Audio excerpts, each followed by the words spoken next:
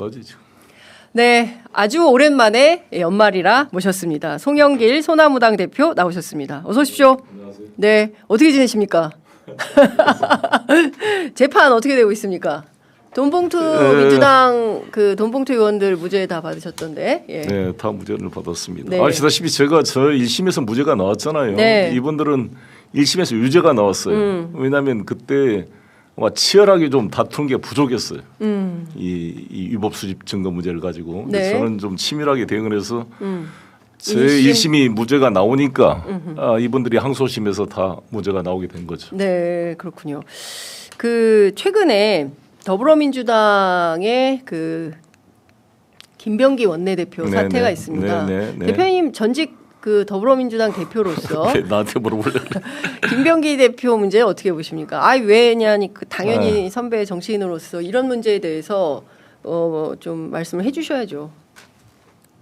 그 어떤 문제에 대해서요? 아니 지금 뭐 쿠팡하고 70만 원 뭐 오찬 문제, 그 다음에 대한항공 칼 호텔 164만 8천 원 항공권 로얄 스위트 문제, 그리고 본인 지역구인 뭐야 그 서울대 보라매 병원에서 뭐 진료 뭐 본인은 예약 부탁이었다고, 그리고 이제 보좌진은 특혜다 이렇게 서로 특혜 짓이다 이렇게 주장이 엇갈리고 있긴 합니다만 이런 문제가 있어요. 난 잘 모르겠어요. 네? 그건 잘 모르겠어요. 근데 모르신다니. 그것보다도 뉴스가 이렇게 많이 나오는데 모른다는 게 말이 됩니까, 의원님? 아니 별로 대표님. 이게 구체적으로 보진 않았다는 것이고 네. 대충은 알고 있습니다만 네. 쿠팡 건 같은 경우에는 진짜 문제가 있다고 봐요. 이제 왜냐하면 쿠팡이 지금 두나무하고 쿠팡이 제일 이 대관 업무 관련된 이 정치권 인사들을 많이 영입했다는 거 아닙니까? 미국에서도 마찬가지고 쿠팡이 그랬을 거 아니에요. 네, 맞아요. 미국 정관계도 150억을 썼다는 거예요. 그러니까 미국에도 로비를 하고 네. 우리 뭐 국내에도 국내도. 로비를 해서 이거는 옛날부터 아마 여의도 정가에서 언젠가 터질 것이다 이런 말이 나왔잖아요.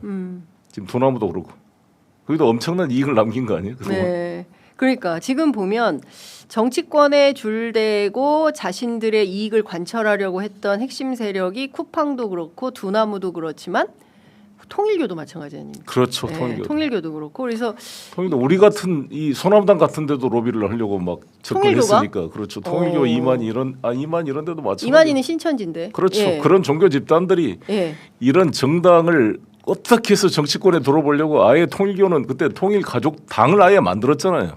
맞아요. 신천지는 아직 당을 만들 정도는 아닌데 네. 좀 커지면 당을 만들 거예요 아마. 신천지도 정광훈 씨도 당을 만들었잖아요. 그렇죠. 정광훈도 당 만들었죠. 그렇게 종교에 기초한 그런 당을 만들어서 예. 한석이라도 국회에 들어가게 되면 이제 일종의 통로가 생기는 거잖아요. 정치권에. 그렇죠. 그걸 예. 부단히 시도를 하고 자신들의 힘이 부족하니까 지금 일종의 숙주를 찾아가지고 착근을 하려고 노력을 했던 거잖아요. 통일교가 소나무당에는 어떻게 로비했습니까?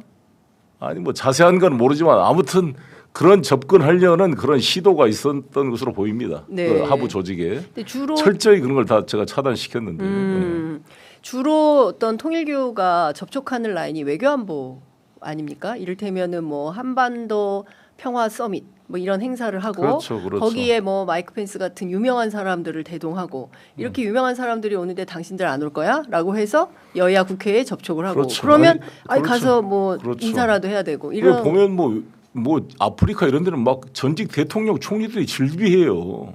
그 명단에 그거 보면 깜짝 놀래요. 그러니까 이렇게 저명 인사들이 다 들어왔단 말인가? 네. 상당히 속을 수가 있어요. 네. 저도 그렇게 팜플렛 가지고 봐서 속을 때가 많았다니까요. 근데 크로스 체크해 보니까 안 돼서 행사에 안 간 경우 많았죠. 저도 처음에는 무슨 세계 평화연대 뭐 전직 총리 대통령이 질비하고 그 명단에. 네. 그럼 마이크 폼페이오도 맞아요. 이번에 거들었잖아요. 그렇죠. 한학자 구속을 폼페이오도 가지고. 한학자, 네. 그래서 제가 물어봤다니까 마이크 폼페이오 쪽에 예. 왜 그런 발언을 했냐. 예, 폼페이오한테. 예. 직접 물어본 게 아니라 마이크 폼페이오 친구가 앤드류 김이 저하고 친구니까 네. 왜 폼페이오가 이런 발언을 했지 물어보니까 예. 워싱턴 타임스가 해달라고 그렇게 요청했다는 거죠. 아, 워싱턴 타임스 기자가? 워싱턴 타임스가 통일교 꺼죠. 신문이잖아요. 예. 그러니까 그쪽 신문사에서 폼페이오한테 마이크 폼페이오를 많이 도와줬겠죠 평소에. 보도로. 그렇죠. 그런 친분 관계 있으니까 이런 네. 발언을 해달라고 요청을 했겠죠. 그러니까 결국에는 언론을 통해서 그리고 정치에 접촉을 해서 그러니까 결국에는 김건희 같은 경우에는 뭐 엄청나게 로비를 해서 자신들이 무슨 캄보디아 같은데 ODA, 아프리카 ODA 뭐 이런 데까지 영향력을 끼치려고 했었던 거 아닌가. 지금 통일교 특검 하자는 건데요. 그렇죠. 어떻게 될 것 같으십니까? 그렇죠. 특검 반드시 해야죠. 저는 네. 처음부터 애초에 특검 하자고 그랬어요. 왜 정청래 대표가 그걸 안 한다 그런지 처음에 잘 이해를 못했죠. 아 워싱턴 포스트가 아니라 워싱턴 타임스입니다. 네, 워싱턴 타임이라고 이야기했어요. 제가 포스트는 말 안 했습니다. 아니 우리 작가가 또 저희가 적어주셔가지고 지난번 매불쇼에서 내가 실수를 해가지고 그랬구나. 포스트로 예. 타임즈 예, 타임즈 워싱턴 타임즈. 오늘은 분명히 타임즈라고 네, 말씀하셨습니다. 예. 자 통일교 특검에 대해서 정청래 대표가 왜 안 받으려고 하는지 이해가 안 되었다. 초기에. 그러니까 제일 먼저 나오자마자 저는 특검 받자고 제가 페북에 글을 올렸거든요. 예. 아마 대통령께서도 그럴 취지로 저는 이해를 했는데 맞습니다. 당하고 엇박자가 나서 아마 대통령실에서 강력히 받자. 맞아요. 이게 아마 김병기 원내대표한테 연락이 돼서 아마 수용이 된 것으로 알고 있습니다. 그러니까 대통령실에서 제가 취재한 바에 따르면 대통령이 12월 9일 JTBC에 전재수 의원 이름이 나오자마자 그날 아침에 참모들 불러가지고 이거 안 되겠다, 이거 확실하게 하고 가야 된다라고 해서 통일교 특검에 대한 강력한 의지를 보였고 그리고 이번 주 지난주 일요일에 있었던 고위당정 때 이게 확정이 돼서 이제 민주당의 입장이 확 급변침하게 된 거죠. 그러니까 그것도 좀 모양새가 많이. 왜 당이 그렇게 엇박자가 나서 마지못해 끌려가는 방식으로. 당이 주도해야 되는데. 그렇죠. 오히려 더 주도해야 될 문제인데. 예. 뭐가 꿀리겠습니까? 오히려 국민의힘이 사실 8대2 정도 비율 아닐까요? 8대2. 예, 그렇죠. 그렇죠. 80%는 아니 통일교의 국시가 반공이에요. 국시랄까 종교의 그 표가 통일교 표가 반공이에요. 반공. 예. 민주당 어떻게 그 안 써. 빙탄 불상용 상극물 기름 같은 관계인데 예. 이건 알리바이용으로 그냥 폼 잡는 거고 실제 본체는 다 국민의힘에 올인한 거 아닙니까? 그렇죠. 아이고 지난번 대선 때는 아예 대놓고 했잖아요. 한학자 씨가 또 캄보디아 건도 나오고 다 나왔는데 예. 우리가 더 앞장서 특검을 해야 될 판인데. 예. 근데 지금 그 통일교 특검과 관련된 이게 중간에 그냥 실종될 수 있겠다. 국민의힘이 좀 빠지려고 하는 거 아니냐. 어제만 하더라도 그 장동혁 대표가 이거 통일교 특검 뭐 민변이나 헌법재판소에서 특검 후보 추천하게 되면 이거는 하지 말자는 민주당 헌법재판소를 민주당하고 동일시해서 아예 그냥 해버렸더라고요. 그래서 그런 방식이라면 오히려 국힘이 중간에 이제 꼬리를 내릴 가능성이 있지 않냐라는 전망도 있는데 그래서 민주당 주도로 그냥 통과시켜 버릴 수도 있겠다 이런 전망도 나오더라고요. 안 되면 민주당 주도로 통과시켜야죠. 그냥 해버리면 된다 이거. 민주당도 괜히 장동혁과 일치가 안 되니까 뭐 그 이유로 미루는 모습보다는 안 되면 단독으로라도 통과시켰나 봅니다. 네, 민주당에서 이거를 주도적으로 하지 않는 것은 왜 그런다고 판단하세요? 모르겠죠. 어쨌든 그때 이제 문재인 정부 때는 그 집권 세력이었으니까 그쪽에 로비가 좀 있었겠죠. 문재인 정부 때 집권 세력에 대한 로비가 3명에게 있다고 들었습니다. 하나는 전재수 의원, 그 다음에 하나는 하여튼 2명인데 그 중에 하나가 김경수 지사였다. 근데 김경수 그러니까 어찌됐건 이재명 대통령한테는 로비할 일이 없었을 것이다라는 거죠. 그러니까 오히려 이재명 대통령이나 그 주변 세력들로서는 꺼릴 기회가 없을 것이고. 그럼 대표님께서는 당내 친문 세력에게는 통일교 특검이 타격을 좀 줄 거라고 보십니까? 아니 저는 오히려 전재수 장관도 특검을 통해서 투명하게 자기를 밝히면 도움이 되지 않겠어요? 오히려. 부산 같은 경우에는 전재수 장관의 지지가 더 높습니다. 그렇습니다. 그러니까 제가 생각할 때 서병수도 참가했고 그쪽에 뭐 나경원도 그렇고 박지원 의원도 참석했다는 거 아니에요? 그때 문선명의 지휘라는 것은 김일성도 만났잖아요. 문선명이. 당시에 그랬죠. 옛날에. 그렇습니다. 그러니까 김일성도 환영해서 만났고 아예 북한에는 통일 자동차를 건설했어요. 통일교 그룹에서. 맞아요. 그러니까 못 만날 리가 없었겠죠. 정치인들. 그 만나는 거 가지고 전재수 장관한테 이렇게 마녀사냥하는 것은 맞지 않기 때문에 전재수 장관이 가서 솔직히 그때 행사 때 가서 만난 거다. 돈 받은 게 없다. 그래서 자기가 오히려 투명하게 밝히면 되지 않을까 싶습니다. 저는 이미 네. 그러고 있다고 생각하고 네, 네. 뭐 아니 선거운동 하다가 저기 뭐야 점퍼 입고 양쪽에 사람들 와서 사진 찍은 경우는 너무 많잖아요. 근데 그 그렇죠, 사람이 그렇죠. 통일교인지 그렇죠. 통일교라고 사진 안 찍어주고 그럴 수는 네, 없잖아요. 그렇죠. 정치인들 다 유권자들인데. 오히려 국민의힘이 예. 지난번에 통일교나 신천지조차도 뭐 비판하면 종교 탄압이라 그래서 지금 김종혁을 지금 징계한 거 아니에요? 거기도 예. 이런 정당 아닙니까? 그러니까요. 오히려 신천지와 예. 통일교를 공식적인 정상적인 지금 종교 단체로 인정하고 지금 활동하고 있는 게 국민의힘입니다. 맞습니다. 오히려 보수 기독교인들은 이단이라고 접촉을 못하게 하면서 그 보수 기독교의 핵심인 전광훈이나 이런 분들이 같이 신천지 통일교와 연합해가지고 윤석열을 지지하는 것도 정말 그렇습니다. 이상한 조합입니다. 네. 그러니까 하여간 차제의 통일교 특검을 통해서 지금 보면 검찰도 로비를 했다는 거 아닙니까? 그러니까 본인들이 원하는 검사, 그러니까 그 아들하고 싸움 났잖아요. 셋째 아들하고 한학자 씨하고 네네. 예, 그 서울 고속버스 터미널 맞습니다. 부지를 둘러싸고 맞습니다. 그래가지고 자기들을 도울 검사를 동부지검에 보냈다는 거잖아요. 그래서 8개월 걸렸다라는 거고. 관련자 중에 한 사람은 동부지검 뭐 그냥 그 접대하느라고 아주 그냥 바쁜 추석을 보냈다 뭐 이런 얘기를 본인들의 특별보고 그 한학자 씨한테 올리는 거기에 이제 그런 글이 올라와 있다는 건데요. 그러면 검찰도 로비의 대상, 정치인도 로비의 대상. 그러면 통일교라는 세력이 도대체 어디까지 대한민국을 쥐고 흔들려고 했었던 건지 이거를 파지 않고 될까라는 생각이 좀 그렇죠. 듭니다. 정당의 목적이 정권을 잡는 데 있으니까 통일교가 정권을 잡으려고 그랬겠죠. 예. 그리고 세계일보라는 또 합법적인 언론사가 있기 때문에 모든 데를 접촉할 수 있는 정보 보고가 올라오겠죠. 그러니까요. 근데 이게 참 뿌리가 깊고 광범위해서 그렇습니다. 어느 수준에서 어디까지 특검을 할 거냐 이게 굉장히 조사 대상이나 뭐 이런 게 중요할 것 같습니다. 아베 신조 전 총리가 암살이 됐잖아요. 예. 통일교 헌금 문제로 그 자식이 그 엄마에 대한 불만 때문에. 그러니까. 근데 이것이 저는 하나의 경고였고 이재명 대통령께서 말씀한 대로 지금 단계에 끊지 않으면 더 커지면 나중에 이제 손도 못 댈 정도의 세력이 될 수가 있기 때문에 그렇죠. 이번 기회에 뿌리를 뽑아야 된다 이렇게 생각합니다. 네, 그 검찰, 그러니까 지금 그 국민의힘은 민중기 특검이 이 수사를 네. 빠르게 경찰로 이첩하지 않았기 때문에 민중기 특검이 수사 대상이어서 민중기 특검을 포함해야 된다라고 하는데 저는 이 그 동부지검으로 간 검찰의 로비 이거를 오히려 특검의 수사 대상에 포함시켜야 되지 않을까라는 생각하는데 대표님 어떠세요? 네. 뭐 다 포함해서 뭐든지 수사다 걸려서 나오면 수사하면 되는 거죠. 알겠습니다. 자, 이제 곧 연말이고 지금 연말이고 내년에 지방선거 있는데요. 지방선거 앞두고 얼마 전에 이재명 대통령이 이제 충청남도 지역과 대전, 대전 충남 지역의 통합을 말씀하셨어요. 그래서 내년 지방선거 이전에 빠르게 통합하라라는 지시가 나온데 어떻게 보십니까? 저는 뭐 앞으로 이렇게 통합했으면 좋겠어요. 전남 광주도 마찬가지고.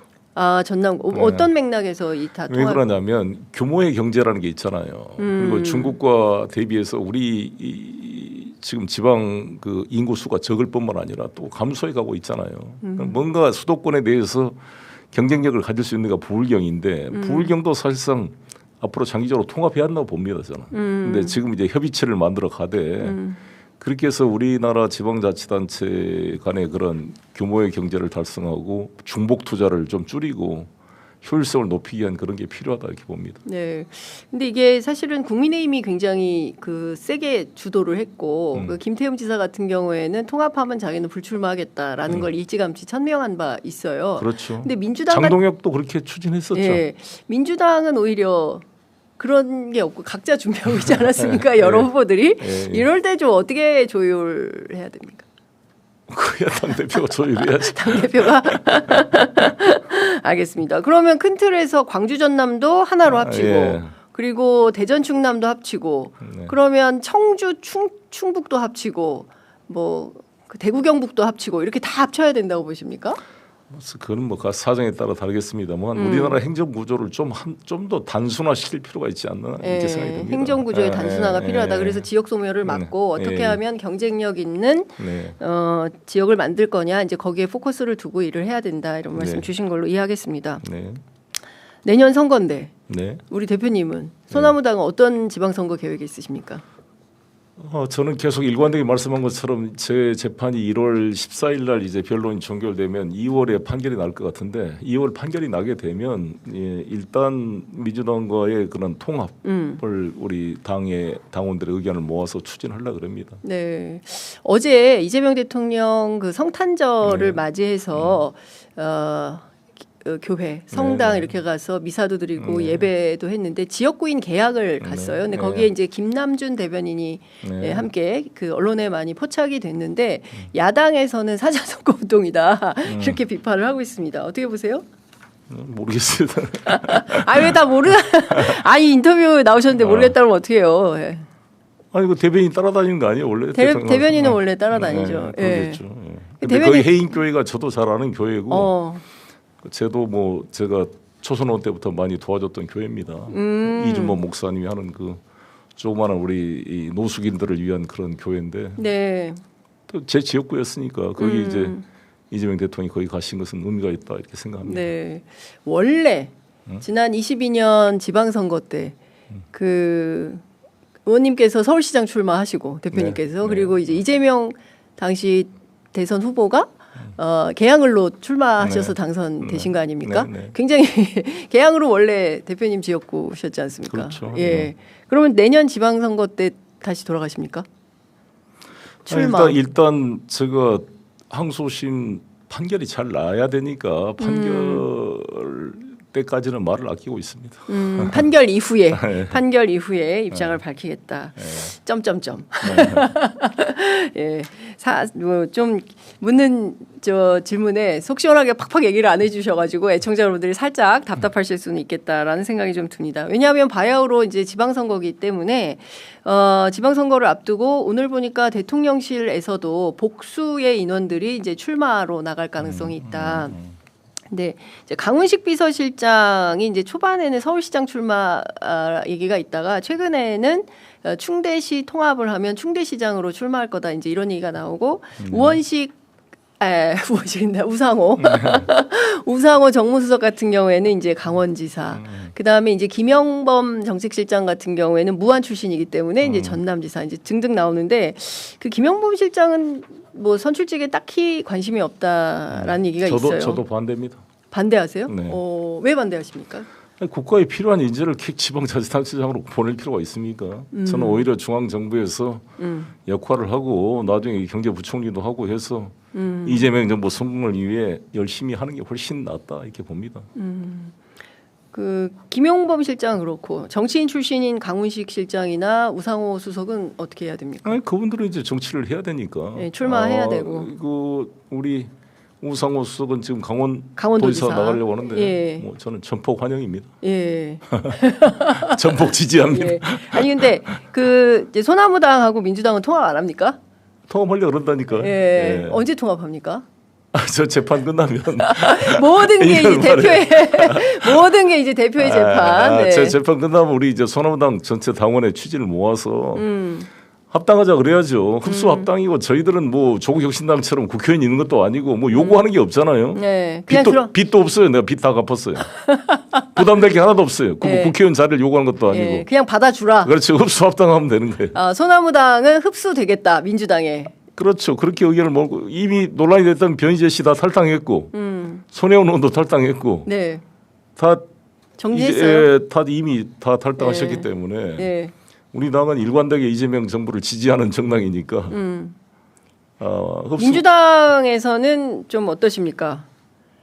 이제 만나봐야 알죠. 만나봐야 한다. 알겠습니다. 오늘 저 인터뷰가 전반적으로 좀 어렵긴 합니다. 예. 속 시원하게 말 못해서. 그러니까요. 뭐 댓글창에도 답답하다. 절대 반대 이런 의견이 올라오고 있는데요. 뭘 절대 반대? 통합 반대 하시는 것 같은데. 예. 자, 지금 중요한 대목은 그 말씀 주신 대로 국민주권 정부의 성공인 것 같습니다. 그리고 국민주권 정부의 성공을 위해서는 제 세력들이 뭐 함께 협력해야 되는 요소들이 있는데요. 지금 그 대표님께서 보시기에 가장 중요한 내년의 현안은 뭐가 될 거고, 그리고 그것을 위해서 소위 이제 민주진보 진영의 세력들은 어떤 역할을 해줘야 된다라고 생각하십니까? 지금 당면한 현안 문제는 환율 인상이 지금 가장 큰 걱정되는 거 아닙니까? 지금 일부 정부가 강력한 조치를 해서 약간 내림세를 해결했지만 이게 일시적인 문제가 아니라 우리나라가 지금 투자를 주로 해외 투자로 많이 가고 동학개미도 서학개미로 많이 바뀌고 이래서 우리 기업들이 외환을 벌어들여도 국내로 들어오지 않고 밖으로 빠져나가서 여러 가지 그런 이 환율에 대한 이런 장기적인 문제를 어떻게 대응할 것이냐가 중요한 문제이고 가장 큰 문제는 남북 관계를 풀어가는 문제인데 아마 지금 역사상 최악으로 단절돼 있는 상황 아닙니까? 지금 남북 간에 거의. 그래서 이 문제를 내년에 뚫어내는 게 중요한 과제다 이렇게 생각합니다. 오늘 아침 조간에 보니까 이제 김정은 위원장의 현지지도, 네. 예, 핵잠수함 현지지도 하는 장면이 이제 도하 모든 그렇습니다. 언론의 일면 머릿 기사로 실렸는데요. 그러니까 우리가 추진하는 핵잠에 대항해서 본인들도 이런 핵잠을 갖고 있고 최대 위협이라고 직격을 했습니다. 이런 상황에서 내년 상반기에 네. 새로운 그 남북 관계의 돌파 지점이 생길 수 있을까? 어떻게 보십니까? 우리 핵잠에 대응해서 만든 게 아니라 원래부터 걔들은 있었죠. 추진하고 네. 있었던 것이고 그래서 저는 이제 그것의 돌파구로서 한러 관계를 복원해야 된다는 생각인데 내년 초반에 러시아 우크라이나 전쟁이 매듭되어질 걸로 기대를 하고 예상을 하는데 그게 되면은 우리 본격적으로 한러 관계가 복원되면서 저는 러시아를 매개로 한 남북 간의 그런 중재 역할도 기대해 볼 수가 있고 러시아와 우리 대한민국과 북한 간의 상호 협력 프로젝트, 도망강 프로젝트를 비롯해서 낮은 선봉 프로젝트나 농업 분야에서 프로젝트를 추진함으로써 뭔가 돌파구를 찾아야 된다 이렇게 생각합니다. 그 사실은 북미가 우선이다. 그리고 네. 지금 상황에서라면 내년 그 북한의 당대회 이후에도 남한에 대한 태도를 바꿀 것 같지가 않다 북한이. 그래서 오히려 북미 관계는 뚫릴 수 있지만 남북 관계는 오히려 더 어려워질 거다라는 전망을 안보실 일부에서는 하는 것 같습니다. 네. 이 점은 어떻게 보세요? 실제로 그렇습니다. 북한이 이미 적대적 두개 국가론을 천명하면서 그 전부터도 통미봉남을 추진했지만 더욱더 이제 미국과 대화하는 전제 조건으로 대한민국을 끼지 말아라. 이것을 강력히 아마 요구할 것입니다. 네. 그 또 하나만 여쭤보겠습니다. 이제 시간이 다 됐는데 NSC 상임위원장을 누가 맡을 거냐. 이제 네. 이것도 이제 중요한 쟁점이 되는데 정세현 장관 얼마 전 CBS 라디오 출연해서 통일부 장관이 맡는 게 맞다. 그러니까 노무현 정부 때처럼 네, 이렇게 네. 가야 된다라는 것이고 지금 NSC 상임위원장은 위성락 안보실장이 맡고 있습니다. 어떻게 그렇습니다. 보세요? 현재 법령에 그렇게 돼 있잖아요. 문재인 정부 때도 내내 아마 그때 서훈 안보실장이나 네. 아니면 정의용 실장이 다 해버렸잖아요. 그래서 그때도 강경화 외교부 장관이 겉돈다 이런 말이 있었고 전부 안보실 중심으로 모든 걸 해버리니까 그런 게 있었습니다.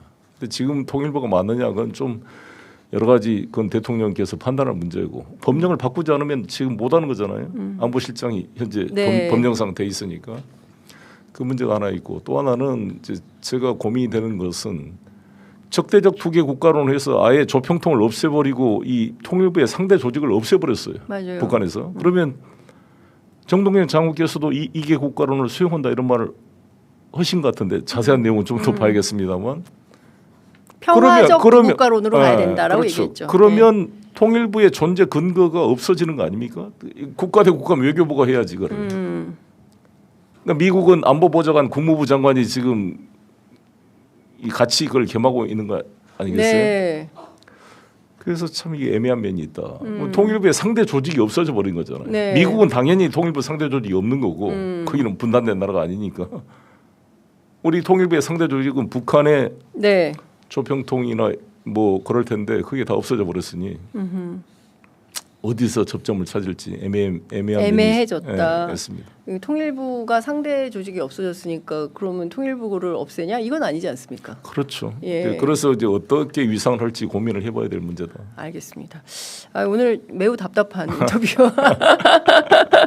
인터뷰였습니다. 저는 좀 평소대로 속 시원히 말씀을 해주실 줄 알고 모셨는데 아니네요. 알겠습니다. 오늘 말씀 여기까지 듣겠습니다. 감사합니다. 고맙습니다. 네.